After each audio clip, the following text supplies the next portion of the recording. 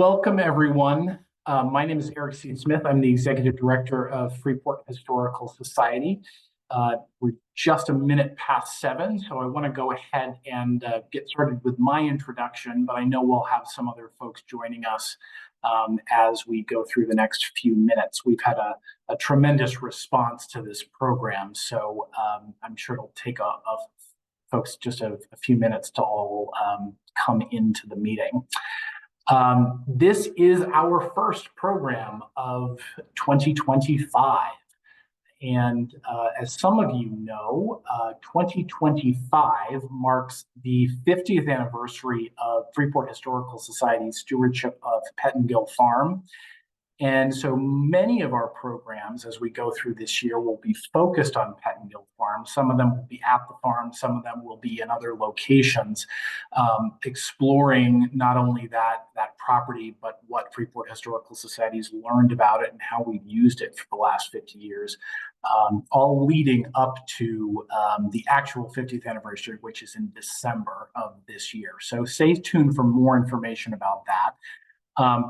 We're going to give you a little teaser of that connection to Pettingill this evening, because Pettingill is one of the opportunities that we get to talk about the War of 1812 here in Freeport. For visitors to the Historical Society here in downtown at the Harrington House, you can see information about, of course, Maine's famous privateer from 1812, the Dash, of which we have several artifacts. At Pettingill, what we have are graffiti of some of the ships involved in the war, and Dr. Smith is going to talk a little bit about that in his presentation. I am delighted to welcome Dr. Joshua Smith to be with us this evening. We've been working to make this happen for nearly a year, and I'm pleased so many of you could join us this evening from the warmth of your homes. Dr. Smith is the director of the American Merchant Marine Museum and professor of humanities of maritime history at the United States Merchant Marine Academy in Kings Point, New York. He is the author of several books, including Borderland Smuggling, Patriots, Loyalists, and Illicit Trade in the Northeast, 1783 to 1820, which explores smuggling on the Maine-New Brunswick border. And that book won the John Lyman Award in American Maritime History in 2007. In 2009, he published Blockhouse and Battery, A History of Fort Edgecombe, as part of the Historic Sites Bicentennial, and Battle for the Bay, the Naval War of 1812, which explores maritime warfare off New England's coast. His latest book was just published in 2022, Making Maine, Statehood and the War of 1812. And that is some of which will be the subject of this evening's presentation. I know some of you have already been into Freeport Historical Society and picked up this book, since we've been eagerly awaiting this presentation from Dr. Smith for quite a while. We do have a new supply in, so if any of you are interested, if you're interested, peeked after this evening's event, you're welcome to stop in and pick up a copy of that book. Dr. Smith's presentation will be about an hour, and then we will have time for questions. And so we ask you to hold your questions until that time period. And with that, I welcome Dr. Joshua Smith. Oh, and Josh, sorry, you were muted by me, unfortunately, so you're going to have to unmute yourself. Okay, now you can hear me? Yes. Okay, great. Well, it's a great pleasure to be here. And in fact, this is my second time presenting at the Freeport Historical Society. I did so in May of 2012, I think, a long time ago, and had great fun doing that too. And hopefully people don't remember that presentation too much, but I did present some things that were new information to Freeport people about your history, and especially the Porter brothers who owned this very famous privateer, the Dash, which was built in Freeport. So very glad to be here. While my checkbook resides in New York, my heart resides in Maine. And apparently never the twain shall meet. It's just the way it goes. But let's see if I can go to the next slide and I'll talk about, let's see, hold on a second.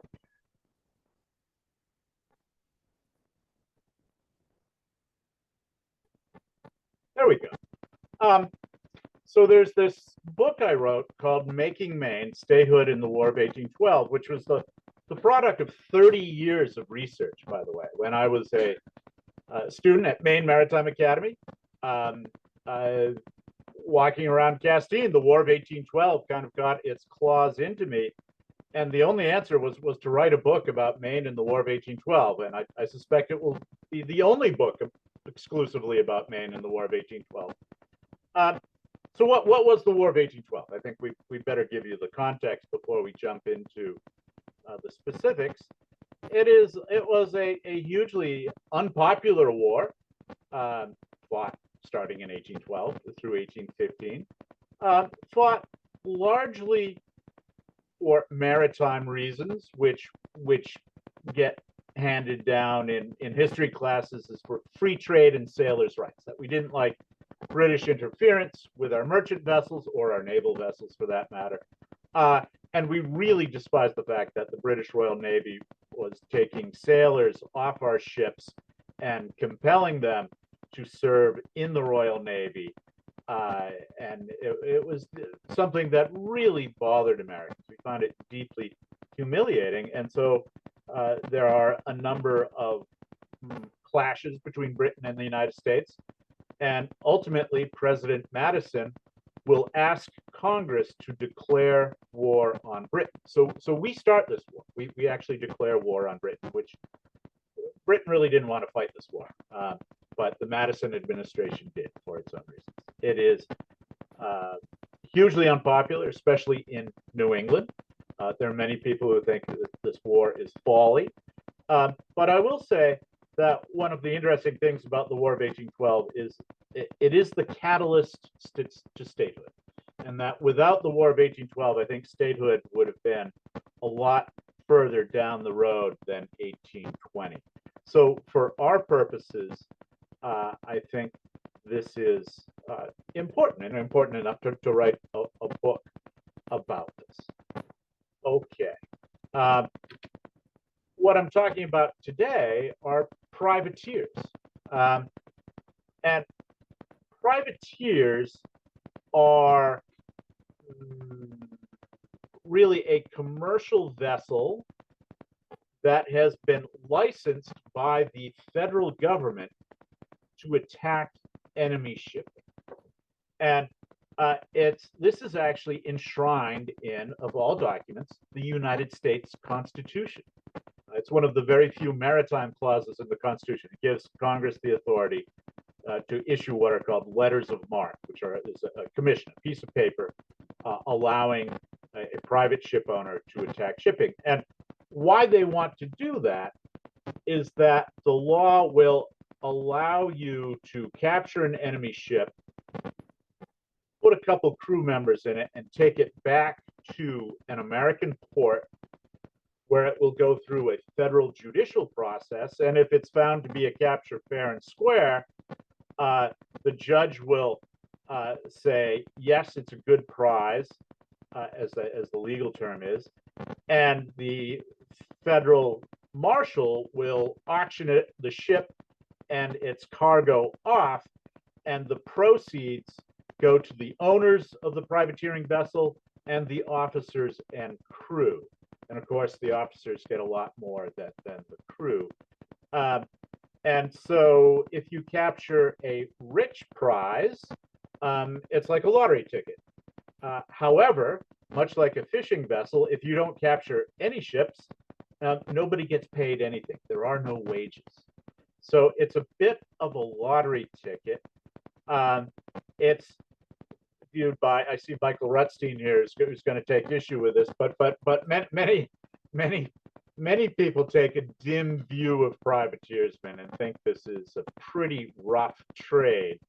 and that it's pursued by men, and it is men on the make. That these are people who are trying to make money, and that they may be slightly unsavory characters. And there's a lot of suspicion by those who oppose the war, who we'll call Federalists. That's one of the political parties back then. And let me read a part of a diary of a gentleman who lived in Portland in 1812, and he's complaining about privateers in the summer of 1812. And here's what he writes.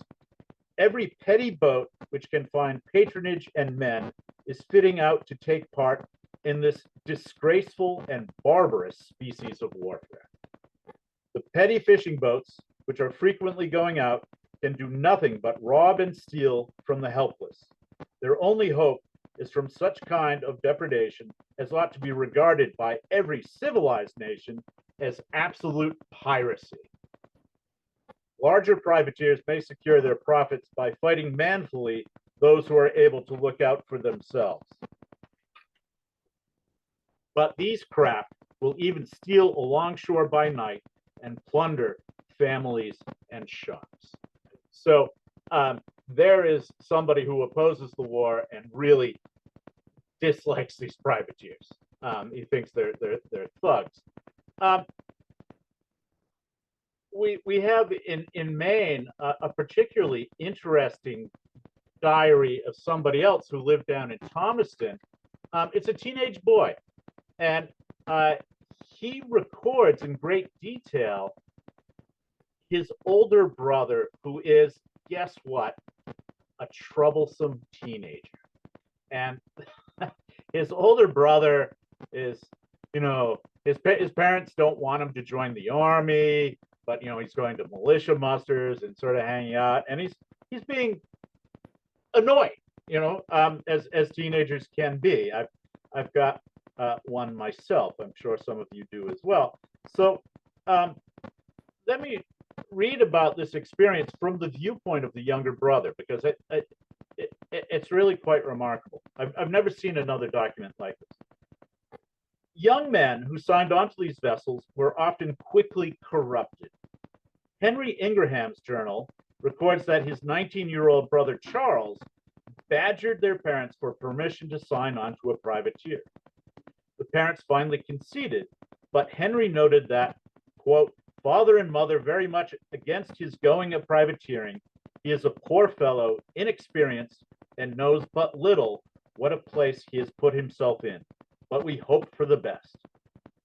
Charles Ingraham survived his first cruise, but came home a changed person.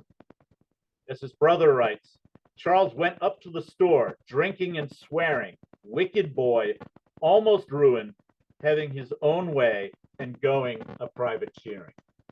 And Charles does indeed go back privateering, but he will not return from that voyage because his ship founders at sea, something we're going to talk about a little later. So some really mixed views about privateers. Now, just to be well-rounded in my argument, there are people who think privateers are wonderful, who think that they are patriots doing their share for the war effort, and they write lots of things too. And you're welcome to read their books too. Maine produces a fair number of privateers, many of them quite small, and this map sort of illustrates where they come from. Portland, of course, is the big producer of privateers, and indeed the fame is registered out of Portland. I know Freeport Historical Society likes to say it's the fame of Freeport, but I'm pretty sure on the transom it would have read dash, I'm sorry, not fame, dash of Portland rather than Freeport. But some of these are quite small vessels, barely rowboats, with a couple muskets on them. Others are quite large vessels. Let's see if I think I have a picture of one coming up. Oh, nope, that's coming up later. And this is the key document that means they are doing this legally. And it's kind of the only thing that separates them from being pirates is they have this document entitling them to sea ships. This is the ship, a vessel out of North Yarmouth, I think. I suspect with this vessel, it got the commission, but I'm not convinced it ever actually sailed. So sometimes that happens. But the commissions are quite impressive documents. They're large on this very nice parchment and tend to be signed by the president and the secretary of state. So if you can get a commission at an auction or something, it will have the signature of James Madison and James Monroe on it, making it fabulously valuable. So I mentioned before that the whole deal with privateers is it's a for-profit venture, which meant the crew got shares. So here we have a document from the National Archives for an officer, the third lieutenant, on the brig Dash. That's our boys out of Freeport. And it says he gets 4 shares of any prizes. And you'll see that this is copy number 3. So privateers generated a lot of paperwork. So undoubtedly 1 share goes to the federal district. One certificate goes to the federal marshal, another goes with the ship or the ship owners, and another goes to the actual crew member. And here you can see it's actually signed January 10th, 1815, so just before Dash's final sale. So you can find Dash documents online through the National Archives. There's also a huge amount of Dash material in the Maine Historical Society in the Thomas G. Thornton papers. He was the U.S. District Marshal for Maine. And logbooks as well. So Michael will recognize this picture, which is the privateer Fame of Salem, and it is doing what you want your privateer to do. It is operating. This is off Grand Manan, way down in the Bay of Fundy, and it is about to overhaul and capture a rich British prize. You can see that the Fame is a pink stern schooner, in fact, a former fishing boat onto which they've thrown a couple of cannons and armed the crew. And they are about to seize this vessel, if memory serves. And that's what you want to happen. Now, there are only 2 quite small cannons that I can see in this painting. So privateers aren't necessarily heavily armed. Their idea is that they pull alongside an unarmed ship or a very lightly armed ship, and they run out their cannons and they convince it to surrender without any resistance is the ideal case. And sometimes that happens and sometimes it doesn't. There is, of course, a risk if you ship out in a privateer. You could die in a shipwreck, you could die in combat, or you could be captured. And these 2 pictures here represent 2 British prisons that held men from Maine privateers. The picture with the red buildings is Melville Prison in Halifax, Nova Scotia. And you can find lots of material about that online. And the other prison, the circular one, is Dartmoor Prison, which is in England, in the UK, in a part of England called Devon. And if you want to know about Devon, there's a wonderful little piece of doggerel about Devon. Ah, lovely Devon, where it rains 8 days out of 7. So it's a wet, miserable place and quite a grim prison. You don't want to end up there. And many privateersmen come back to Maine from Dartmoor after the war with sort of PTSD. It was a really harsh experience. Okay, so today I want to talk about 3 privateers. I'm going to talk about the Fame of Salem. I'm going to talk about a privateer from New York that operated out of Portland called the Young Teaser. And I'm going to talk about the Dash of Freeport fame. None will survive the war, and two will spawn ghost stories. So let's get into that. By the way, this image here is a Maine privateer, the largest of the Maine privateers. It's the Grand Turk, built in Wiscasset. It operates out of Salem during the war. It might be the largest American privateer during the war. If not, it's right up there. It's really a warship. And in fact, when it was built in Wiscasset, it was offered to the Navy as a warship. The Navy said, no, thank you. They were having trouble crewing their own vessels. So you can see these privateers could be a big brig like this vessel, or an open rowboat, or anything in between. So the Fame of Salem is a fishing vessel built down in Essex County, Massachusetts. And its crew, its owners, are basically waiting. After war is declared, they're waiting for a commission to arrive from Washington, D.C., because once they have that piece of paper, they can proceed to go to sea and try to capture British ships. And they're particularly anxious to get going because they want to start seizing British ships before they know there is a war, right? So there won't be any resistance. And they're relatively successful. They like to operate down by Passamaquoddy Bay. It goes on numerous cruises during the war, and eventually it will be wrecked off the coast of Nova Scotia, and its crew will be captured by the Nova Scotia militia under an officer named, of all things, James Bond.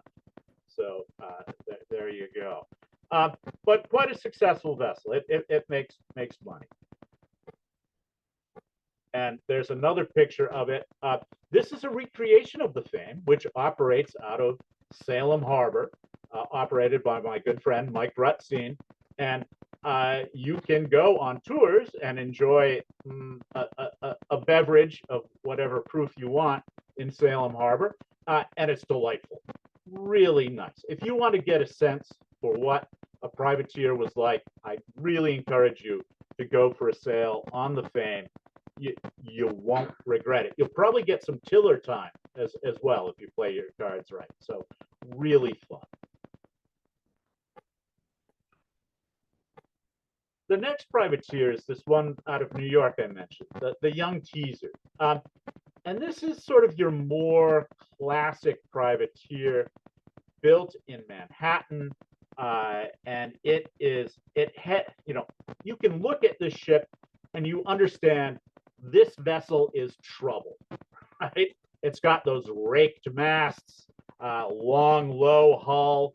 And if you look, squint your eyes, you can see it's got several cannons on board, but mostly it has one gun in the center of the vessel on a swivel, so it can point to either side. And I think it's a 32-pounder or something like that. It's a big honking cannon. This image of the Young Teaser was done in the 20th century by an artist named Wood. It's interesting because it demonstrates that this privateer had what are called sweeps. That is to say, it had oars. So when it got into a pinch and there's no wind, it can try and row away from the enemy. And this privateer is quite bold. It operates in Nova Scotia, east of Halifax, which is a big Royal Navy base. And it will get cornered in Mahoney Bay, Nova Scotia, and it will be pursued by the Royal Navy. And then something kind of crazy is going to happen, and I'll read about that in a second. So things aren't looking good for the Young Teaser. The British are closing in. Its crew is largely from Maine. Its officers are from New York, but a lot of the crew, including the pilot, are actually from the Portland area. And so let's read about the privateer. The privateer Young Teaser sailed from Portland in June 1813 and operated near Halifax, an incredibly bold plan, given that the town was a Royal Navy base. Young Teaser was a purpose-built 124 privateer schooner, notable for its figurehead, an alligator with gaping jaws.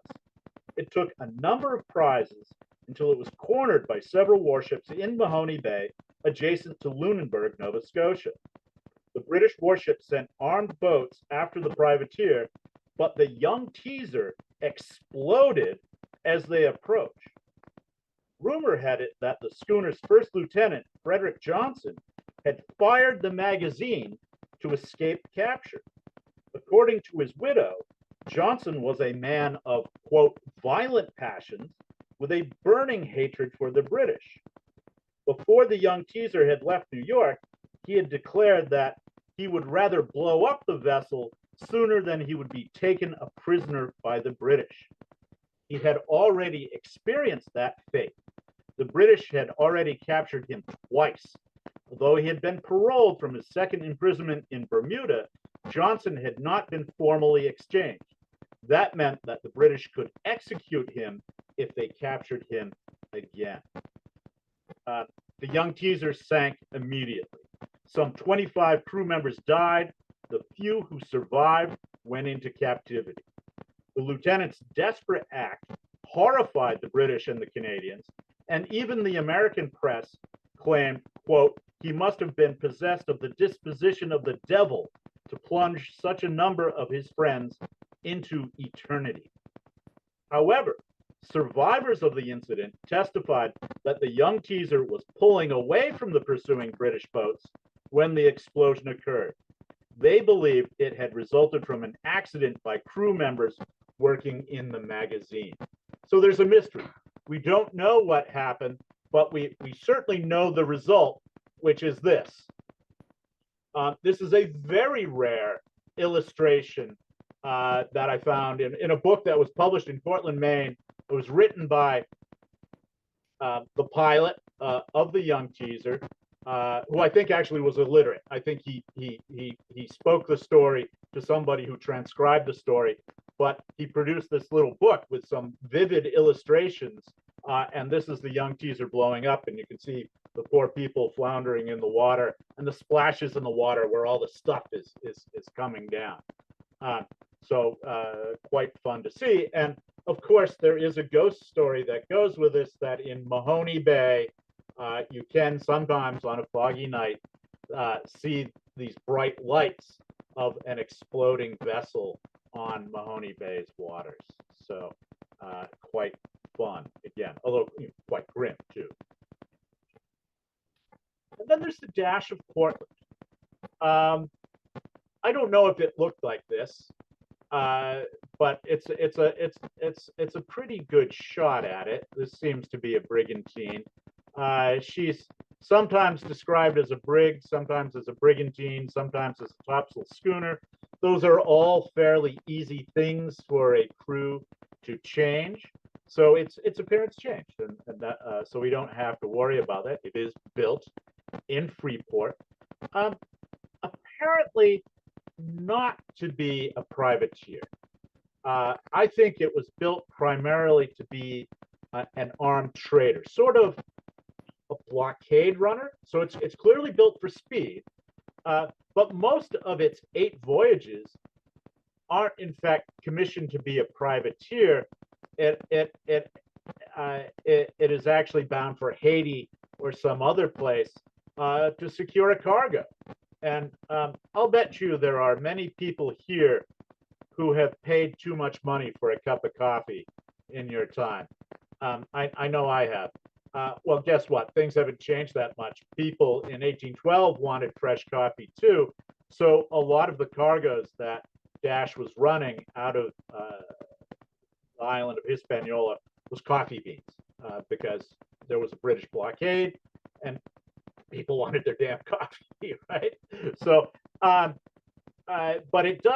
that changes in the course of the war. It will become a privateering vessel, and I'll talk about that in a second. But of course, it has a ghost story too. I think it's John Greenleaf Whittier, I think, wrote the Dead Ship of Harpswell, this idea of a ghost ship in Casco Bay, and all fun stuff like that. Seems to be it always shows up well after cocktail hour. There might be a relationship there. I'm not sure. Okay, so the Freeport Historical Society, of course, has this wonderful what's called Hawk's Nest model of the Dash, which is incredibly rare. We have very few plans or anything like that of privateers, but here we have this model which was sort of used in lieu of drawing out plans on a piece of paper. They had the exact dimensions drawn to scale, and you could use calipers or a compass or something like that, and you could pick off the dimensions so that the full ship would share the dimensions of this smaller model. It is fairly sharp in the bow for that time. American ships in 1812 tend to be fairly boxy in the bow to maximize cargo. Also, if you have a fine bow, it produces, the ship may be down by the bow. The bow has a lot of wooden structure, so it's kind of heavy. So a box bow would keep the nose up, as it were. But certainly not as fine as, say, the Young Teaser or the schooners coming out of Chesapeake Bay, which had a very fine entrance and were very wet vessels. I suspect that the Dash was fairly wet too. That is to say, it had low freeboard. You're getting a lot of water coming over the rail. Now, the Freeport Historical Society at its Pettingill Farm facility has an image which some people think is the Dash, and that's the brig pictured, the lower image there. I have my doubts, in part because of the rig of the ship. It's a brig rather than a brigantine or a topsail schooner, which Dash was most of the time. And this is a super lofty ship, which is to say its masts go up a really long way, and there's a mast and then three more masts on top of that, which is more like something a man of war would have in this period. So I suspect, but we'll never know, that this isn't the Dash. Could be. I'm not going to get in the way of a good story. So that's kind of what we know about how it actually looks. Now, the vessel is owned by the Porter brothers of Freeport, although increasingly they're operating out of Portland by this time. They are Federalists. They are not war supporters. And the war is not good for their business. They had tried to import a lot of British manufactured goods by smuggling's too strong a word, but illegally introducing goods across the Canadian border, specifically at Eastport, and that generated a case in Maine's federal district court called the U.S. versus the Sally of Freeport. Freeport people are all smugglers, right? It's not right. And that occurs in 1813. So we know their business practices can be a little shady. I like to call them men on the make, as are a lot of Portland ship owners. Portland is, as a city in this period, is growing very rapidly by, because of merchants who are not afraid to bend the law in the pursuit of profit. And many of them go bankrupt in the process. So it's risky. And in fact, we know the Porter brothers are having problems, like their cargo of goods caught by the war on the wrong side of the border, and that They have some other problems. A warehouse of theirs catches on fire in Portland, destroying a lot of their property. And so let's look in the book and see what the book has to say about the Porter brothers. Okay. The privateering brothers Samuel and Seward Porter of Portland, or Freeport, your choice, were heavily engaged in maritime trade. They were typical of the American merchants who came of age during the Napoleonic Wars, accustomed to running high-risk cargo past the Royal Navy to French continental and colonial markets. As Federalists, they were not drawn to privateering immediately, instead preferring to have their officers commissioned with letters of marque.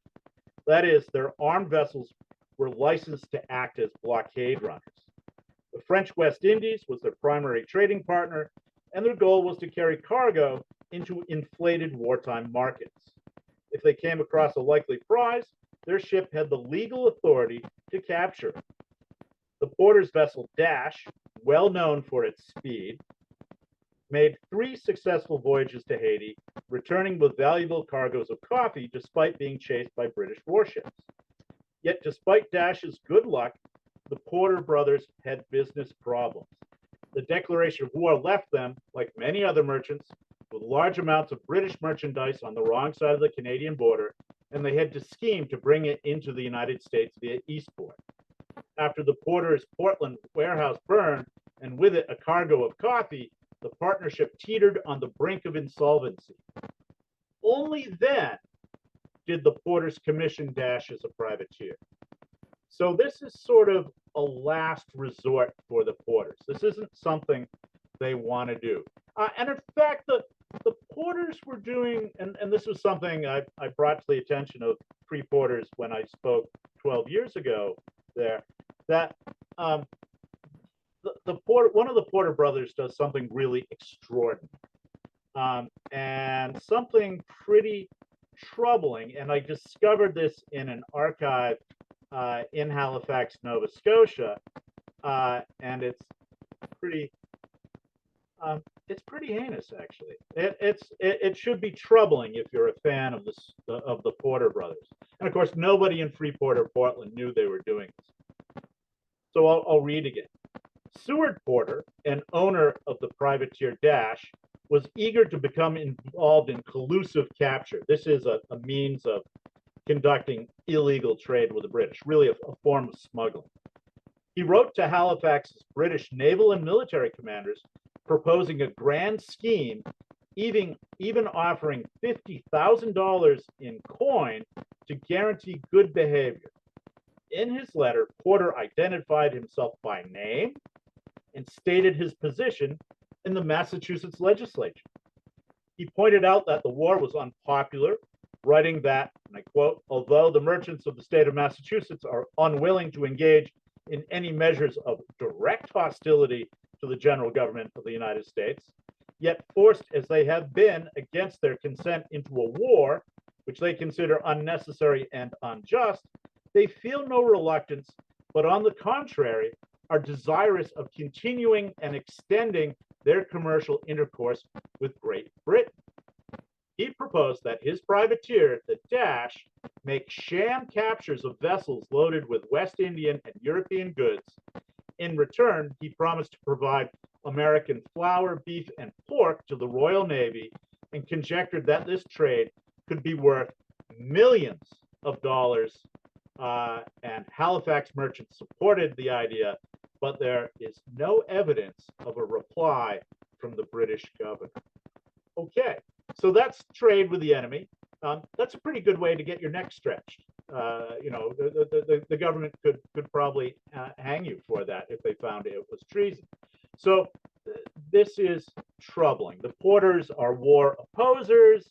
They're men who had been doing very well, but they find the war has them teetering on the brink of insolvency, and they're desperate. And that desperation that finally sends them to send the Dash out as a privateer.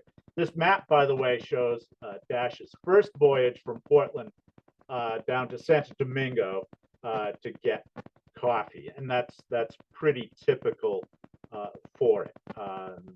Bermuda is also a Royal Navy base, so you have to be careful about that. And indeed, it does run into British warships from time to time, but it's fast, so it manages to get away. This map shows the last voyage, which is conjectural, of the Dash. The Dash makes several cruises towards the end of the war as a privateer. It does capture British ships. Sometimes it will capture a British ship and remove its cargo, say if it's a valuable cargo of rum, and send that back to Maine. So it has a good record, but it sets sail again for one last cruise at the very end of the war in January, right about this time of year, in 1815. And it heads south, as it tended to do. It's, as I said, a wet vessel, so you want to be working in warmer waters in January.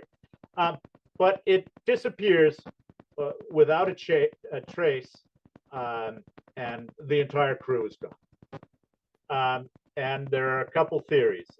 George's Bank is pretty treacherous in the winter. George's Bank is quite shallow. It's possible if you get in a trough of a big wave that the Dash could have actually bounced off the bottom and broken its keel. Probably more likely, though, the wind overwhelmed it and it capsized at a guess. And this happened to a Canadian privateer at about the same time too, and its entire crew died in the same gale. So we'll never really know, but that isn't really the end of the story for the Dash. And here is where we get into the women of the Dash, or more specifically, the widows of the Dash. This is Aunt Hannah Roberts. Her husband was the carpenter on board the Dash. We're incredibly lucky to have a painting of her. And she is wearing what is known as widow's weeds. She dressed in black for the rest of her life. And let's read about Aunt Hannah here on page 217. Because it's kind of heartbreaking. Okay. Widows of mariners such as George Roberts, who had sailed from Portland on the privateer Dash in January 1815, were often left in limbo. This is after the war. When Dash disappeared with all hands, more than a dozen women were widowed.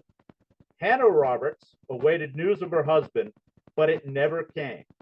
She put on widow's weeds, the traditional black garb of mourning, and wore them to the end of her days, 1855, that's what 40 years, I guess,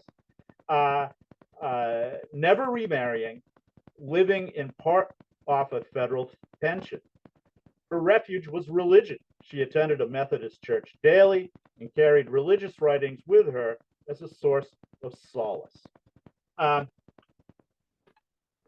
No fun being a widow. And of course, you don't have that verification of your husband's death. These widows apply for pensions after the war, which gives us a lot of information actually about families. Genealogists should definitely do this. These are all available for free in the National Archives website, by the way. So quite easy to find. The search engine is really good. And here you can see a letter with several of the widows of crew from the Dash. And you can see Hannah Roberts there listed as well. So these are women who banded together. Some of these women are illiterate and they just make a mark, that is to say an X, with a witness to verify that they actually saw the document even if they couldn't read it. So this is, I think it's a good reminder that war is very cruel. Seafaring itself is very cruel. And then you add the warfare element to it, and it's even worse. Now, there are other pieces of evidence left by the deaths of the crew of the Dash and I want to thank Ron Romero for bringing this to my attention, that in the Eastern Cemetery in Portland, there are cenotaphs, which is, as Ron informs me, is a gravestone, but there's nobody home, essentially. And this is actually a grave marker that has several names on it. And I think it underscores that point that seafaring is really dangerous. Rachel has 3 sons who are seafarers who die. John, who dies in Demerara, that's in South America, in 1800, age 23. His brother Isaac dies at St. Bart's, that's what was then known as the Swedish West Indies, at 22. Stephen looked like he was going to live a lot longer, but no, he sails on the Dash and dies at age 35. And I guess what I'd like to know is if anybody knows if there are similar cenotaphs in Freeport. And that, if we don't know, somebody should go stomping around the graveyards and try and find that. I think that would be a really fun project, actually. And maybe you could even get a gaggle of school kids to do it or something. Somebody who's not afraid to stomp around in the snow or something. So there are all these pieces of evidence about the Dash. And as I said, the National Archives has lots of information. The Maine Historical Society has lots of information. There's information and a brand new ship model, Eric tells me, in Freeport. So there is information out there. At this point, I'd like to thank you all, and thank Eric especially, and Audrey, who was helping earlier, and Tim, who is the doing all the technical stuff. And I'd love to chat about stuff for the next. Oh, I actually ended early, so that's a good thing. So if you have questions, fire away. Yeah, we've got plenty of time for questions, and I am sorry, I don't have the answer to whether or not Freeport has any cenotaphs related to the Dash, but our collections and education manager, Audrey, is a cemetery aficionado, and I'm sure she can find that answer very quickly for us. If any of you have questions, you're free to raise your virtual hands. John Mann looks like he's waving his actual hand. So John, why don't you go ahead? Yes, can you hear me? Yes. Early in your program, Dr. Smith, you had a visual up that it's hard to read because the resolution isn't that great, but it looked like it was a letter of marque, and it was referring to the Lucy, I believe, out of North Yarmouth. Yes. And you said you weren't sure that ship had been commissioned or had a history. The Lucy actually was captured, and its crew was put in Dartmoor. One of the crew members was a man by the name of James Mann, who died storming the gate after the war was over. So that's really interesting. Of course, North Yarmouth has a lot of privateers, but many of them named Drinkwater, which is a great maritime kind of name, I think. Send me a message. I'd love to know more about them. I do know a bunch of Maine boys were involved in the riot at Dartmoor Prison, which occurred actually after the war ended. And it was a pretty horrific event. And there was a fellow from Freeport who was a privateersman who was at Dartmoor, and I believe after the war he committed suicide. And while I don't think we have direct evidence, one is tempted to say that was related to the horrific experience in that prison. But I think we have to be careful, and qualify that with we don't know. But I'd love to know about more about the Lucy, which has been kind of evasive, hard one to track down. Apparently, there was a letter sent home from the captain of the Lucy to North Yarmouth, notifying the death of James Mann, and that's how the information kept alive here in the local community. So I'll be happy to share that information with whatever you have on the Lucy as well. Super. And I'm glad, as Mike Rutstein will tell you, I'm happy to share documents. I have lots of transcriptions and stuff like that.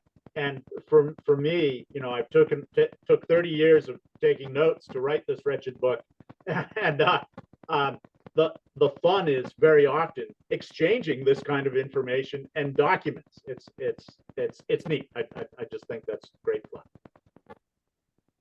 Anybody else? Yep, Jewel is interested in asking a question. If you can unmute yourself, Jewel, you can go ahead and ask your question. Okay, am I unmuted? You are.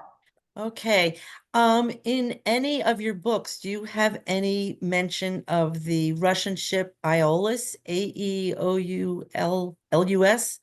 I do indeed. Aha. And so Aeolus, of course, was the king of the winds. And let's see if that's in my index. Because Aeolus ran into some very, I guess it's not, hold on, I'm spelling it wrong. It's not, but I do have federal district court files on that. I think that was up in Mount Desert Way. Wiscasset, I believe. Yes, in that area. And I have the handwritten court documents as well. Oh, fantastic. Yeah. It was Well. suspected that it was up to some sort of smuggling or something, it seems Yes. to me. Yeah, people were scratching their heads. Why is this Russian ship here? It's very unusual. So yeah, I'd love to hear more about that. A lot of Russian ships on the coast, but more likely you get all of a sudden these Swedish ships start showing up on the Maine coast.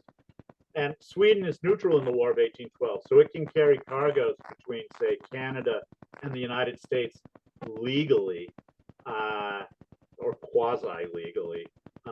And a lot of these are associated with this Swedish island, St. Bart's in the Caribbean, which is quite willing to take people from, say, Bath, Maine, and dub them subjects of the Swedish king so that they can operate these ships, even though they can't speak a word of Swedish, right?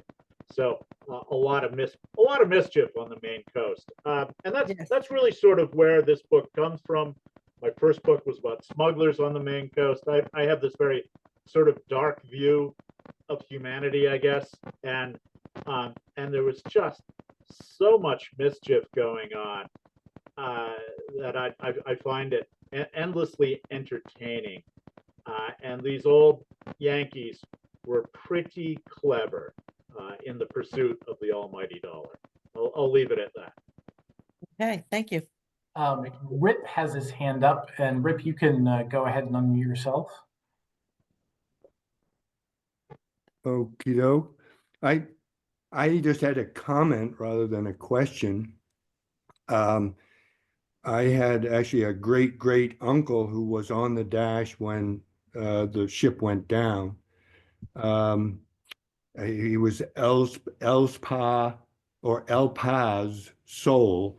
He was a brother to Henchman, Enos, and Edward, who ran the Soul Brothers shipbuilding there in South Freeport.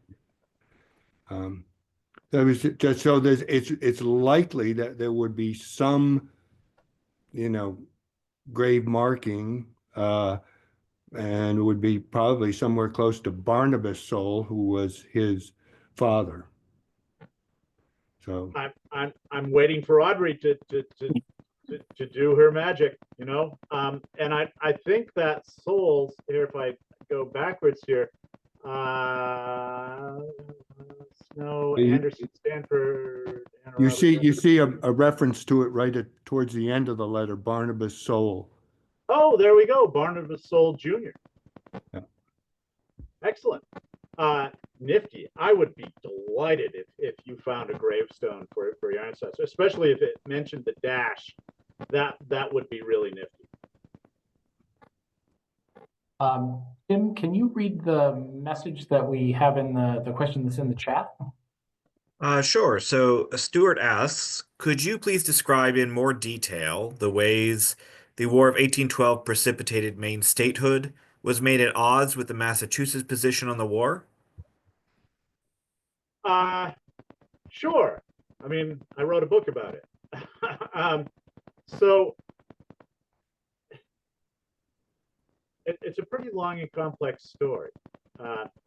But Maine was a part of Massachusetts. We were simply the eastern counties of Massachusetts.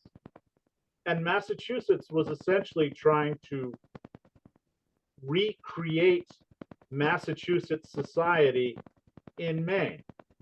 And that meant that people should go to congregational churches. And a lot of Mainers were Baptists or Methodists or something else, and they didn't really care for that. It meant that you should recognize that Boston was the hub of the universe and that you should defer to your betters, who were people who went to Harvard and wealthy people in Boston. And, you know, Maine has this very complex relationship with Massachusetts where people like to wear a Red Sox hat and they like to cuss out those people who come up from Boston in the summer. You know, it's not easy. And those tensions are growing in Maine before the War of 1812 because the great and the mighty in Boston had created this system whereby if you were a land speculator and you bought huge chunks of Maine land, you paid almost no taxes on it. But if you were a poor dirt farmer and you bought a chunk of that land, all of a sudden your taxes increased, I want to say sixfold or something like that. So Boston was acting in a very self-serving manner. They were sending, Maine was sort of a colony of Massachusetts, some people felt, to the point where Boston was sending, and I use this term advisedly, it's the term they used, missionaries to Maine, which is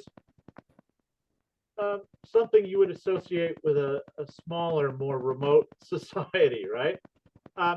So there is a growing sense in Maine, especially inland, especially amongst the less wealthy, that Boston's interests were not Maine's interests. On the coast, coastal traders were more willing to buy into the Massachusetts ideal, as they call it. This comes to a head during the War of 1812 because many of the poor people in Maine, which is say virtually everybody, supported the war and supported President Madison, whereas Massachusetts proper was very federalist and very much opposed to war. I mean, sort of Democrats versus Trump sort of levels of anxiety here, right? Really, people getting very, very upset. And this is very hard in Maine because you get neighbors screaming at each other, punching each other at town meetings, having riots in the street or other demonstrations, lawsuits, lawfare. It's nothing new, let me tell you. You'll find that out in this book. And to make it worse, Massachusetts really fails to defend Maine in 1814 when the British invade. They do nothing to eject the British out of eastern Maine. The British occupy everything from Penobscot River east to New Brunswick. Massachusetts does nothing about this. The federal government is broke and can't do anything about it. So some Maine political leaders, they're Jeffersonians or sometimes they're called Republicans, get together in Portland on, I think on Christmas Eve, and they write this big letter, and that's sort of the genesis of Maine statehood. And they recognize that if the U.S. government's too weak to do it, and if Massachusetts won't do it, then, well, by God, Maine should have its own congressmen and representatives and legislature that will do the job of defending Maine. And that really grows into the statehood movement. And this merchant from Bath named William King is able to manipulate that. He happens to have a brother who is a very powerful senator from New York, Rufus King. And to together, Rufus and William, although they're in different political parties, will work together to get statehood for Maine. And the big thing that keeps Maine hooked to Massachusetts for a long time are federal maritime laws called coasting laws that sort of bundled Maine and Massachusetts together, and it meant that Maine ship owners didn't have to pay as many fees and taxes every time they came into port. William King and his brother Rufus engineer a coasting law that changes those laws, and that will make it more beneficial for Maine to be separate from Massachusetts. And with that, the last objections to Maine statehood dissolve. Massachusetts is actually kind of funny about this process. They're kind of like, fine, we're done with you. Go away. We don't care. And then it gets into so Massachusetts passes a law, says yes, we will do it if Maine agrees to it by a certain date, and then Congress has to approve it. And then, and only then, does this ugly issue of statehood, of slavery arise. Will Maine be free or slave? It's sort of ridiculous to think of Maine being a slave state, but there is this other state, Missouri, where slavery is violent. And this is where, prepare to be disappointed, some of Maine's founders are quite happy to see slavery thrive in Missouri if they can get statehood and presumably all the cushy state offices that they're going to fill because of it. So, which really upsets Rufus King, who's one of the leading abolitionists in the country at the time. Very disappointed with a lot of Maine politicians who will sell out our black brothers and sisters if they can get a cushy office. So, sorry, that was a long answer, but it is a complex question. You can read my book, or Ron Banks wrote a great book back in the 70s, Maine Becomes a State, which handles that issue quite well. The chapter in the book describing Massachusetts' attitude toward people of Maine is a quote that is an exceedingly dirty and nasty people. Yeah. And so I think that is an indication of some of those attitudes from southern Massachusetts about folks in the District of Maine. Interestingly, as I like to point out to folks, even though Freeport has at times been known as the birthplace of Maine, Freeport voted against separating from Massachusetts in all 5 referenda, but the 5th was finally successful. It is one of those coastal federalist enclaves that does that. It is not uncontested. Some people leave. They go back to Massachusetts. They can't stand the idea. And it's quite interesting that people like John Adams is watching this. John Adams had been a lawyer in Maine before the Revolution. He traveled here frequently, and he's not happy about Maine statehood. He really thinks Maine is going to become a mediocrity. And I think one of the interesting things about Maine statehood is that it does become independent. And you would think it would reject all things Massachusetts. Not at all. When it comes time to build a state house in Augusta, that is a miniature replica of the state house on Beacon Hill in Boston. So here we are, we shook off Massachusetts and those wretched people in Boston, yet we're still aping them. You know, humans are just such messy critters. It's hard to explain at times. And that's why we have historians. We have another question in the chat from Peg. Tim, can you read that one? Sure. So Peg has 2 brief questions. The first is, Can you describe the process of privateers applying for a letter of marque, and were they usually granted? And then two, did widows who applied for pensions usually prevail? Okay, so the commissions is a bureaucratic process, and what happens is the president and the secretary of state will sign blank commissions, and blank commissions get sent out to federal officials in all the ports of the nation called customs collectors. And if you say were a Porter brother, you would go to the customs house in Portland and you'd say, I have a vessel, it's adequate to be a privateer, I have weapons, I would like a privateering commission, and you'd pay a couple bucks, and the customs collector would complete the blanks in the form that we saw earlier in the presentation. And there you go, you've got your commission. And some people have done a lot of work. Faye Kurt, who's a Canadian, she lives up in Ottawa, has done a lot of work on commissions for privateers. The records are a little difficult to work with, but she probably has done the best job in tracking that information down. As far as widows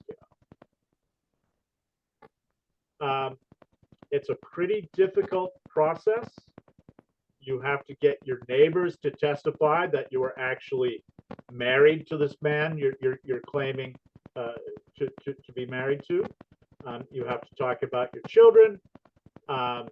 You have to reveal if you remarried, which is going to affect the application. And so it's a lot of bureaucracy. It helps if you know a congressman who's going to help that process along. But frankly, not all of these women can read. I mentioned at least one was illiterate. You need to learn that there is, in fact, a pension fund for privateersmen, so you have to be a little connected and aware of what's going on. And you're probably going to have to be very patient and wait for a couple years before that comes through.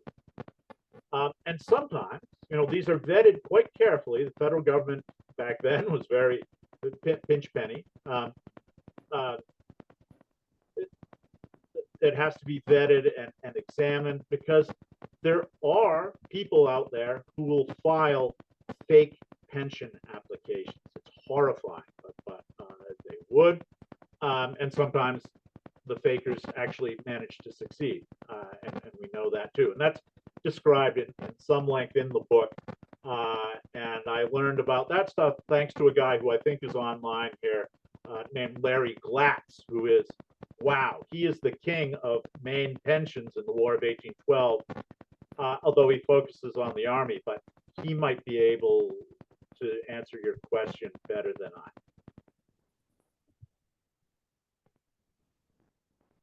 Any other questions for Dr. Smith? Well, as we've talked about, you're welcome to come to the Historical Society here on Main Street. If you'd like to learn more about the Dash, there's certainly quite a lot at the Maine Historical Society as well, as you mentioned. But if anybody's interested in building a full-scale replica of the Dash like we saw of the Fame, we could probably arrange for you to measure the Hawk's Nest model to get those dimensions exactly right. So again, if you're interested in picking up the book, Making Maine, you can do that here at the Harrington House at Freeport Historical Society. Josh just put his email in the chat. So if you have further questions or if you're looking for more information, you can grab that quickly before we end the meeting. And we will hope to see you at another event very soon. And this lecture, as you know, was recorded, so it'll be on our website soon if there's anyone you know of who missed it and would like to see it. So thank you very much again, Dr. Smith, for joining us. We appreciate your time and your insight and for making this possible tonight. Thank you all. Great. Have a good night.